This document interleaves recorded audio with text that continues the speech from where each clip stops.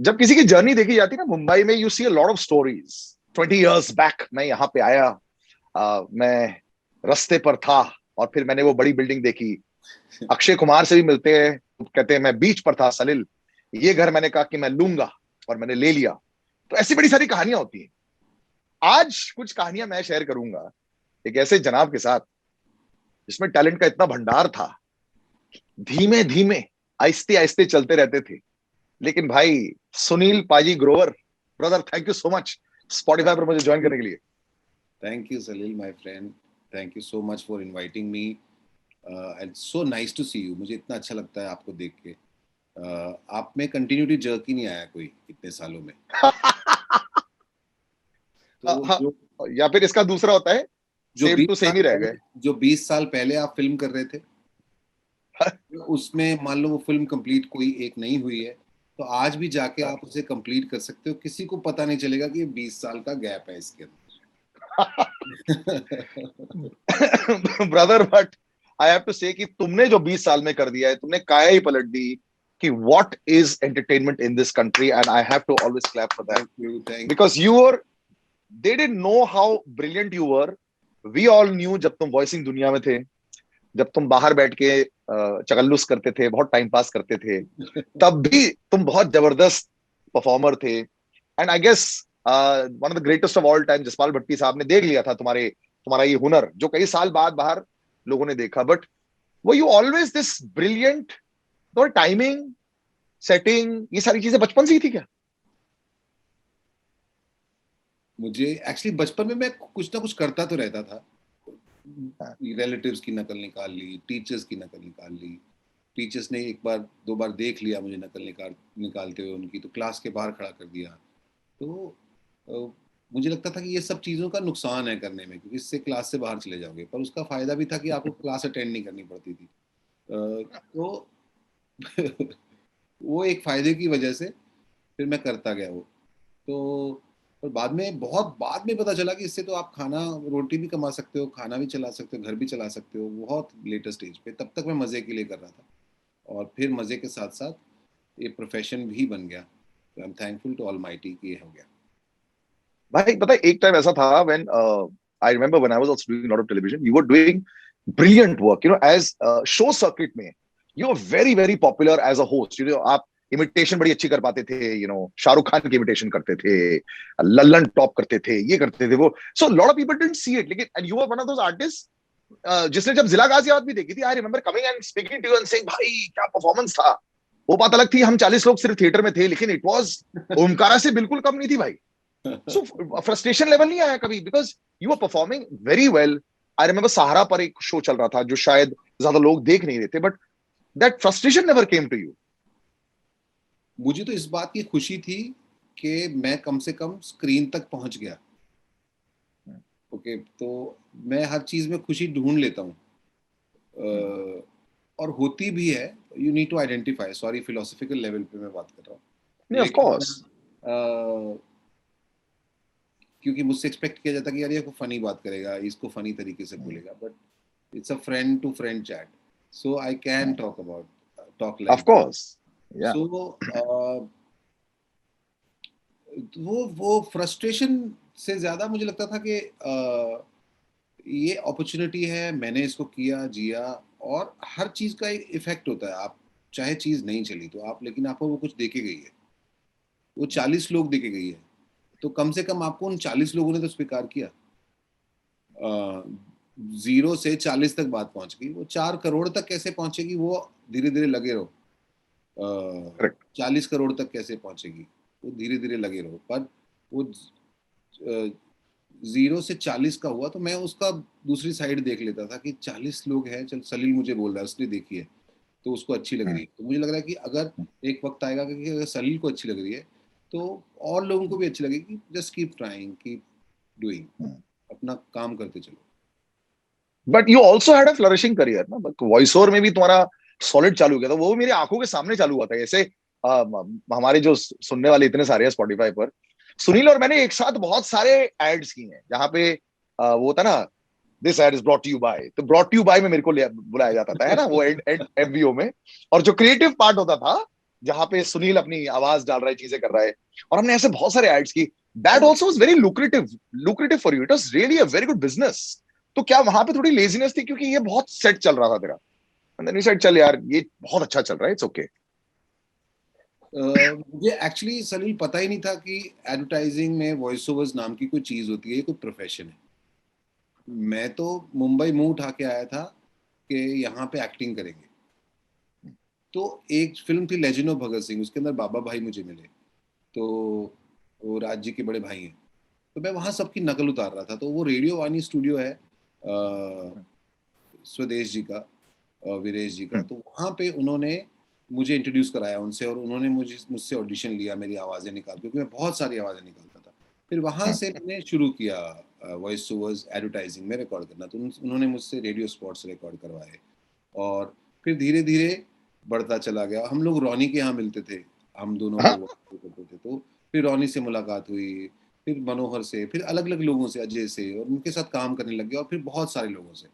तो वो धीरे धीरे एक प्रोग्रेशन था। और मुझे शुरुआत में लगता था, मुझे तो ऐसा था कि मेरा रेंट निकल जाए, बॉम्बे में रहने का खर्चा निकल जाए।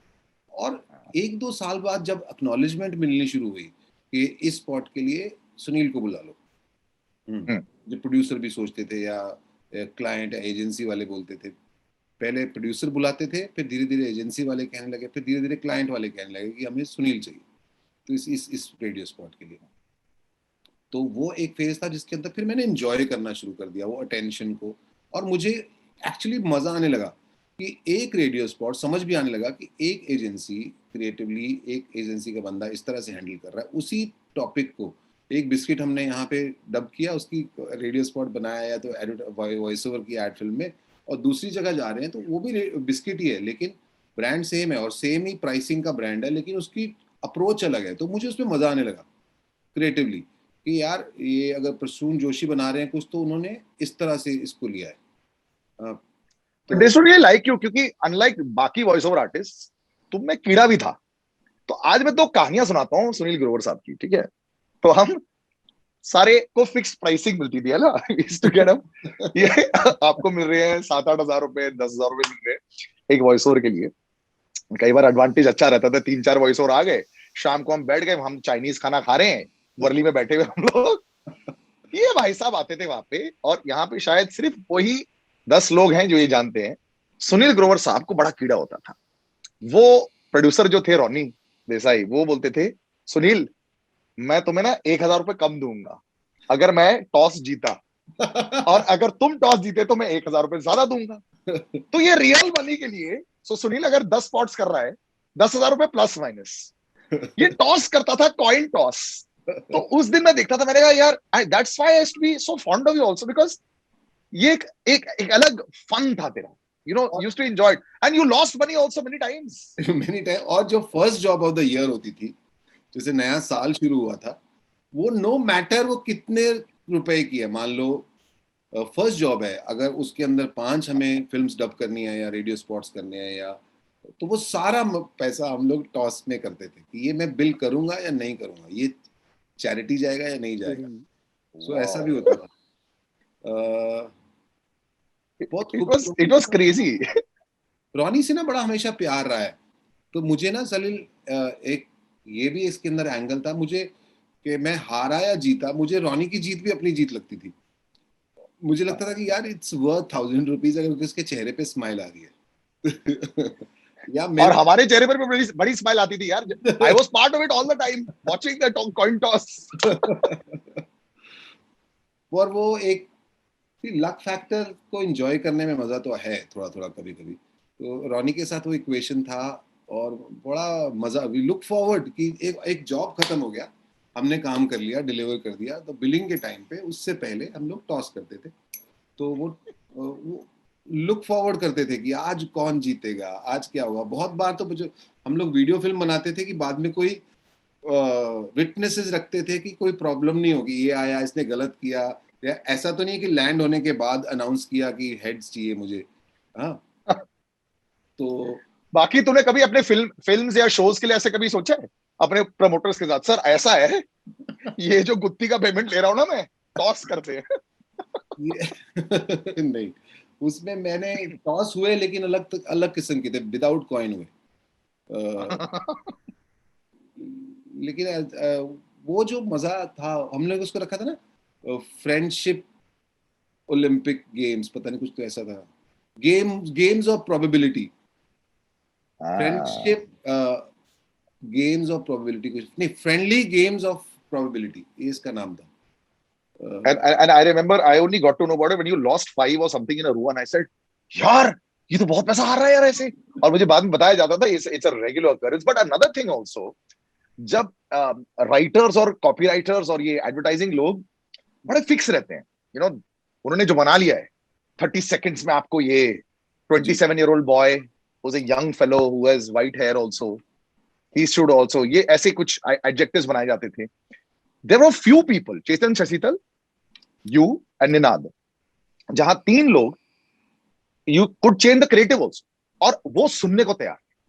That was also great level of respect that you managed to get उस समय भी। that was very good। वो इक्वेशन जो तुम्हारा बना, तुमने कभी उसको बिजनेस की तरह ट्रीट नहीं किया। इट वाज ऑलवेज लाइक, ऐसा नहीं था कि हम जैसे लोग होते थे यार 1 घंटे में है, दूसरी रिकॉर्डिंग जानी है, यहाँ जाना है, वहां जाना है, वहां जाना है। तुम आते थे थोड़ा relax, let's talk about the creative. This was a very different side also which I had not seen too much at that time also. I enjoyed the process. That's why I never wanted to leave advertising for that phase. I started enjoying it when television also came my way. Things started happening parallelly or and gradually. I was comfortable with what I was doing, and I was enjoying it because I was getting to do creative things with different creative people and put my little energies, and वो मेरी भूख खत्म हो जाती थी कि यार आज ये काम कर लिया, आज का हो गया, अभी कल करेंगे और अगली बार क्या करेंगे। वो जो छोटे छोटे चैलेंजेस, या और मुझे अच्छा भी लगता था कि किसी क्रिएटिव राइटर ने किसी चीज को एक अप्रोच दिए, तो मैं उसका जो दिमाग सोचता था, मैं उसको अप्रिशिएट करने में बड़ा मजा आता था, पढ़ने में बड़ा मजा आता था। कि यार ये तो बिल्कुल अलग इसने सोचा है, और ये क्यों सोच रहा है ऐसा, अगर सोच रहा है तो, या इसको अगर किसी ने सोचा कि यार, कई बार आइडिया ऐसा कोई बहुत लेके आया कि जो अच्छा नहीं लगा खुद को, पर उसका कन्विक्शन ऐसा था, तो कई बार किसी के कन्विक्शन में बिलीव करना, कई बार किसी के बिलीव को अगर जो है आप अपनी इनपुट्स देते हो, वो भी सामने से ले लेता है, तो क्योंकि उसका वो चेंज हो जाता है मैकेनिज्म, अप्रोच, और कंफर्ट करेक्ट। भी हो जाता है। कई लोगों के साथ जब आप रेगुलरली काम करते हैं, तो आपका एक कंफर्ट लेवल हो जाता है, then they start believing in each other. तो वो बहुत मजेदार जर्नी है। लेकिन सबसे ज्यादा उसके अंदर जो मजा था, वो क्रिएटिव प्रोसेस, जो रिकॉर्ड करने से आधा घंटा पौना घंटा पहले बैठ के डिस्कस करना, सोचना क्या अप्रोच हो सकती है, और उसको अप्रिशिएट करना, और छोटी छोटी अचीवमेंट्स अगर उसके अंदर मिल जाती हैं करने में, तो उसको उसका मजा आता था। वो तो लगता था कि यार ये अलग एक रेम्यूनरेशन है आपका, because you are having fun with. Correct. Yeah. So you always look like you're having fun यार। मतलब it's just that now the whole world also has fun every time you have fun। मतलब मेरे सारे जो मैं viral videos देखता हूँ कई बार आते हैं, तुम जब मिस्टर बच्चन बने हुए हो, सामने रानी मुखर्जी है, शाहरुख खान है, सलमान खान है, सब हंस हंस के पागल हो रहे हैं। कपिल शर्मा के शो पर आप जब गेरुआ कर रहे हो, it's I remember next morning Varun Dhawan से मैं मिला था, और वो लोग लेट इसलिए हुए थे क्योंकि तुमने इतना हंसाया था सब लोगों को और पागल कर दिया था रात को। शूट बहुत डिले हो गया था क्योंकि वो totally, and again that was not scripted, it was just a part of it. ये तुम्हारे अंदर ऑलवेज था कि मैं ऑन द स्पॉट कैसे उसको और क्रेजी करूं। And this is what is just so brilliant about you. And I think when I remember you became the Guthi and all that started to come your way, I was totally sure that there was no way else anybody could say इससे बड़ा कोई comedian है या फिर जो performer है। And Salman Khan भी ये बोलते थे अक्सर, यूज्ड टू से कि भाई इससे बड़ा कोई है नहीं। I think that validation changed a lot of things for you also, right? When the world started to suddenly say अरे तुम्हारे लिए तो आई गेस नॉर्मल था। हाँ, मेरा जर्नी चल ही रहा था, एज आई हाँ। सेड। वो एक्चुअली 40 और 400 में ना, 40 फीलिंग दे देता आपको। तो फिर जब 400 आते हैं, एक एक बड़ी अच्छी कहावत है ना, वो दोहा है कि सहज पके सो मीठा हुए। वो कहीं दिमाग में बैठ गया। आई थिंक क्लासेस में ना हमको पढ़ाते थे, उसका मतलब समझ में नहीं आता था, लेकिन कि जो सहज मतलब आराम से धीरे धीरे पक रहा है, वो मीठा होगा। तो वो चलने दो धीरे धीरे, तो वो ट्रांजिशन जो है ना, जो ओवरनाइट वाली या ऐसा, वो समझ में नहीं आती फिर।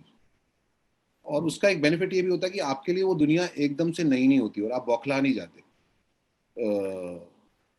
नहीं, बट फिर भी बड़े बड़े लोग, मतलब Shahrukh, Salman sir, Shahrukh sir, Amitabh Bachchan sir, Rani Mukherjee, there was nobody in the industry जो तुम्हारा नाम नहीं ले रहा था। मतलब सुनील दौर का ही, मतलब सुनील ग्रोवर का ही दौर चल रहा था, and this was way before, like, we are seeing other people out there, because you're a one man show. It never went to your head. I remember meeting many times after that. और जाना चाहिए था क्योंकि अरबों रुपए आ रहे थे अंदर। अरबों तो नहीं, आई विश। लेकिन हाँ, मेरे लिए मेरे कंपैरिजन में हालात चेंज हो गए।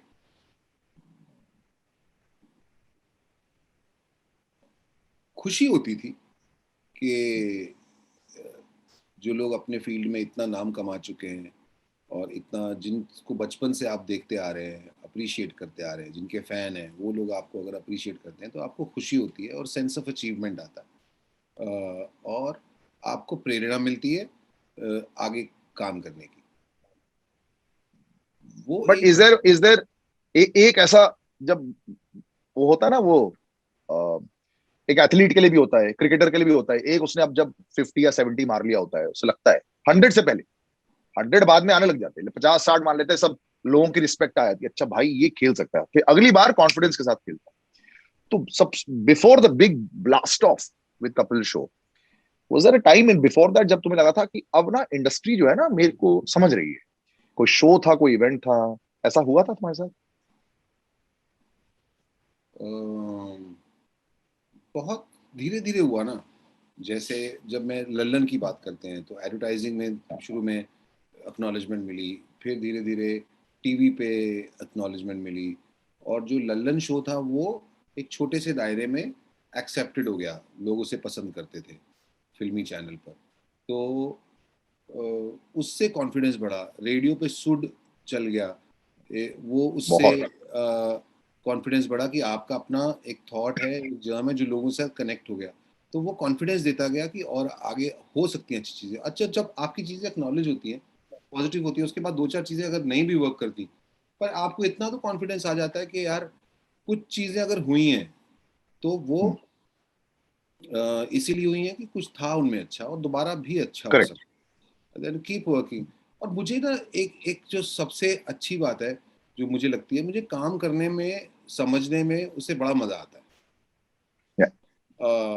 और वो मेरे लिए, मैं लालची हूँ, एम्बिशियस हूँ, मेरा मन करता है कि मेरे पास सुविधाएं हों, और मेरा मन करता है कि मैं वो चीज़ें जो मैंने कभी, जिनके लिए मैं ऐसे देखता रहा हूँ मुंह खोल के, वो मेरे पास हों। वो सब ठीक है, लेकिन एक जो प्लेजर ऑफ डूइंग थिंग्स है वो भी बहुत आता है।